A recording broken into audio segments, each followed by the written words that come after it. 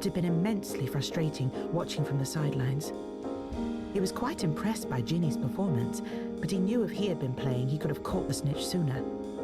There had been a moment when it had been fluttering near Kirk's ankle. If Ginny hadn't hesitated, she might have been able to scrape a win for Gryffindor.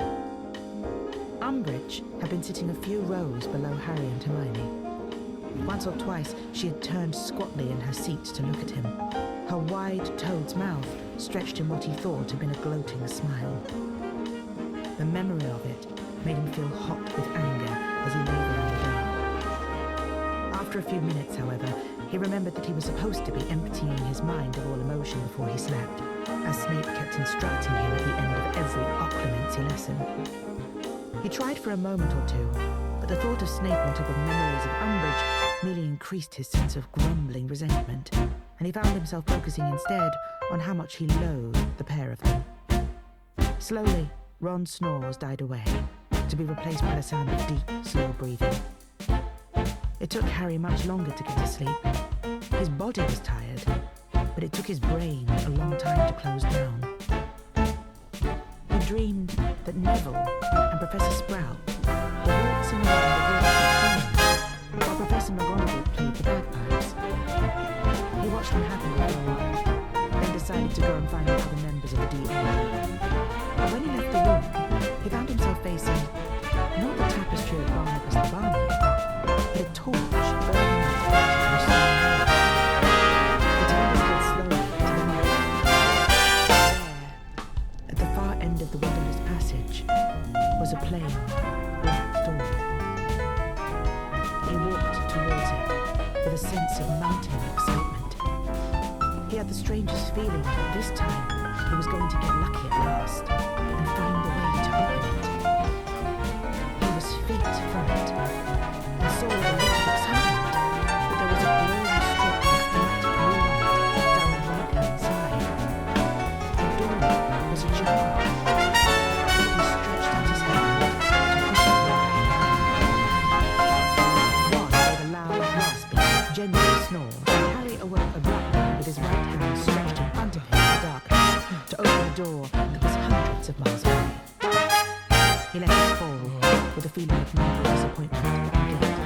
He knew he should not have seen it, but at the same time he was so consumed with curiosity about what was behind it that he could not help feeling annoyed with Ron. If only he could have saved his snore for just another minute.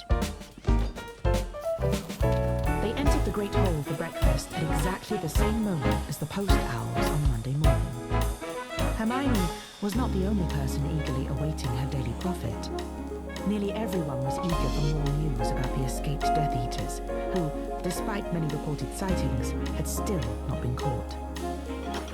She gave the delivery owl a knut and unfolded the newspaper eagerly, while Harry helped himself to orange juice. As he had only received one note during the entire year, he was sure when the first owl landed with a thud in front of him that it had made a mistake. Who are you after? He asked it, languidly removing his orange juice from underneath its beak and leaning forward to see the recipient's name and address. Harry Potter, Great Hall, Hogwarts School. Frowning, he made to take the letter from the owl, but before he could do so, 3, 4, 5 more owls had potted down beside it and were jockeying for position, treading in the butter and knocking over the salt as each one attempted to give him their letter first. What's going on? Ron asked in amazement, as the whole of Gryffindor table leaned forwards to watch, and another 7 owls landed amongst the first ones, screeching, hooting and flapping their wings. Harry! Said Hermione breathlessly, plunging her hands into the feathery mass and pulling out a screech owl bearing a long, cylindrical package. I think I know what this means. Open this one first. Harry ripped off the brown packaging. Out rolled a tightly felled copy of the March edition of the Quill. He unrolled it to see his own face grinning sheepishly at him in the front cover. In large red letters across this picture were the words, Harry Potter speaks out at last. The truth about he who must not be named, and the night I saw him return. It's good, isn't it? said Luna, who had drifted over to the Gryffindor table and now squeezed herself onto the bench between Fred and Ron. It came out yesterday. I asked Dad to send you a free copy. I expect all these. She waved a hand at the assembled owls to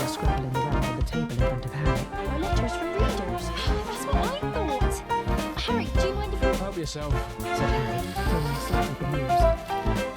Ron and Hermione both started ripping open envelopes. This one from a book that thinks you're off your rocker, Said Ron, glancing at his letter.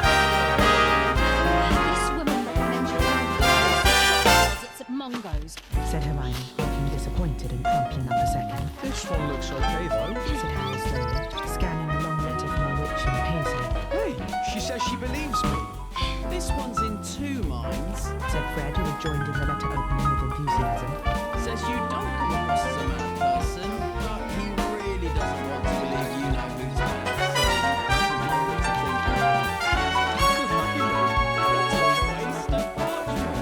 Here's another one you've convinced, Harry. Having read your side of the story, I am forced to the conclusion that the Daily Prophet has treated you very unfairly.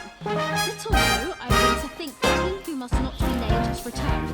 I am forced to accept that you are telling the truth. Oh, this is wonderful.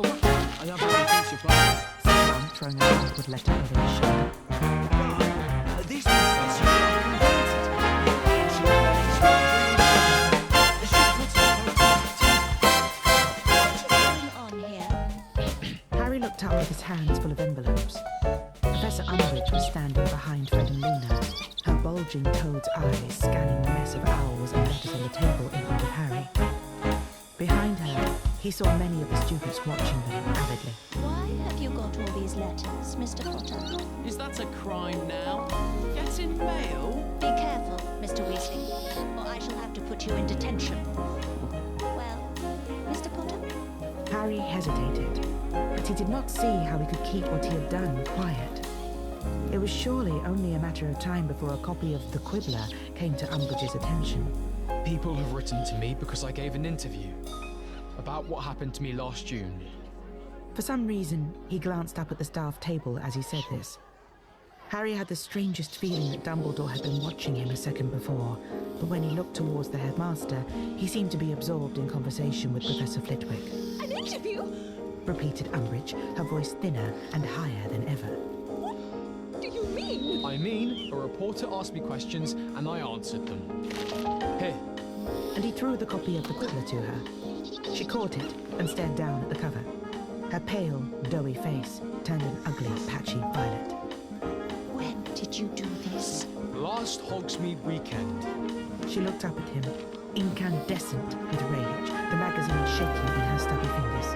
There will be no more Hogsmeade trips for you, Mr. Potter. How you dare! How you could! She took a deep breath. I have tried again and again to teach you not to tell lies. The message, apparently, has still not sunk in. 50 points from Gryffindor and another week's worth of detentions. She stalked away, clutching the quibbler to her chest, the eyes of many students following her. By mid-morning, enormous signs had been put up all over the school, not just on the house notice boards, but in the corridors and classrooms too. By order of the High Inquisitor of Hogwarts, any student found in possession of the magazine The Quibbler will be expelled. The above is in accordance with Educational Decree number 27. Signed, Dolores J. Umbridge, High Inquisitor. For some reason, every time I sight of one of these signs, I felt pleasure. What exactly are you so happy about? Oh, Harry! Don't you see? If she could have done one thing to make absolutely sure that every single person in this school will read your interview, it was banning it. And it seemed that Hermione was quite right. By the end of the day, though Harry had not seen so much as a corner of the quibbler anywhere in the school, the whole place seemed to be quoting the interview to each other. Harry heard them whispering about it as they queued up outside classes, discussing it over lunch and in back lessons, while Hermione even reported that every occupant of the cubicles in the boys' toilets had been talking about it when she looked in there with her ancient rooms. Then they spotted me, and obviously they know I know you, so they bombarded me with questions. Hermione told Harry, her eyes shining. And Harry, I think they believe you. I really do. I think you finally got them convinced. Meanwhile, Professor Umbridge was stalking the school, stopping students at random and demanding that they turn out their books and pockets.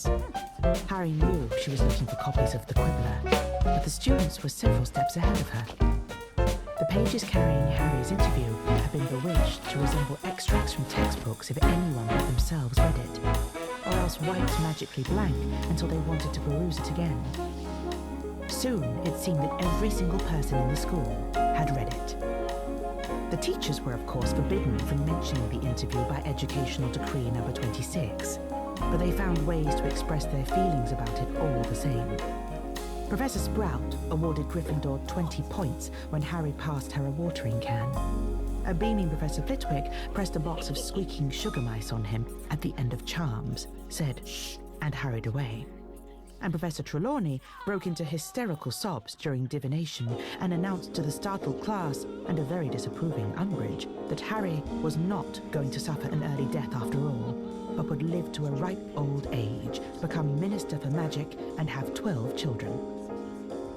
But what made Harry happiest was Cho catching up with him as he was hurrying along to Transfiguration the next day. Before he knew what had happened, her hand was in his, and she was breathing in his ear. I'm really, really sorry. That interview was so brave.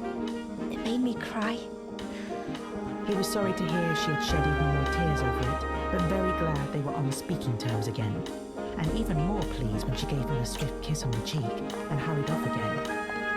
And unbelievably, no sooner had he arrived outside Transfiguration than something just as good happened. Seamus stepped out of the queue to face him. I just wanted to say, He mumbled, squinting at Harry's left knee. I believe you. And I've sent a copy of that magazine to me mum.